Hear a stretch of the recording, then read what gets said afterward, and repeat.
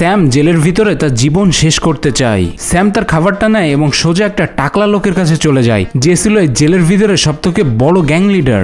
Sam এই টাকলা gang লিডারের মাথায় তার সব খাবার ঢেলে দেয়। এটা দেখে গ্যাং লিডার তার নিজেদের লোকেদেরকে কিছু করতে বারণ করে, কেননা এত বড় সাহস আগে কোনোদিন এই জেলের ভিতরে কেউ দেখায়নি। এরপরে স্যাম এতেও শান্ত হয় না এবং এইখানে তার টেরেটা দিয়ে টাকলার মাথায় বাড়তে থাকে।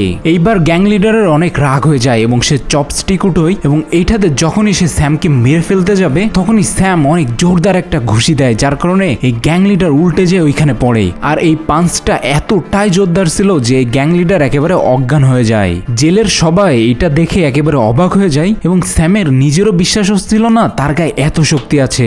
এরপরে স্যাম নিজেকে মারার জন্য আরো একটা প্ল্যান করে। জেলের সব থেকে ভয়ঙ্কর সাইকোলগ স্যাম তাকে জ্বালাতে থাকে এবং তাকে বিভিন্ন গালি দিতে থাকে যাতে তার সাথে সে মারামারি করে। সাইকোটা যখনই রাগ হয়ে যায় তখন সে ছুরি বেরো করে এবং স্যামকে যখনই সে মারতে যাবে স্যাম ওই ছুরিটা নিয়ে নিজের দিকে নিজেই তাক করে এবং বলে আমাকে মেরে ফেলো। তো এইটা দেখে সাইকো উল্টো তাকে কিছু করে না, বরং এখানে কেঁদে দেয়। এই ঘটনাগুলো আস্তে আস্তে পুরো জেলের ভিতরে ছড়িয়ে যায়। সবাই স্যামকে দেখে এখন থেকে ভয়তে কাঁপতে লাগে। এমনকি খাবার দেওয়ার সময় গার্ডের লোকজনও তার দিকে ভালোভাবে তাকায় না, তাকে সবাই স্পেশাল ট্রিটমেন্ট দেয়, যেমন এই গার্ড তাকে বেশি বেশি খাবার দেয়। স্যাম নিজেই নিজেকে জেলের ভিতরে মেরে ফেলতে চেয়েছিল, কিন্তু সে বর্তমানে তাদের সব থেকে বড় লিডার হয়ে গেছে এবং সবাই তাকে ভয় পায়।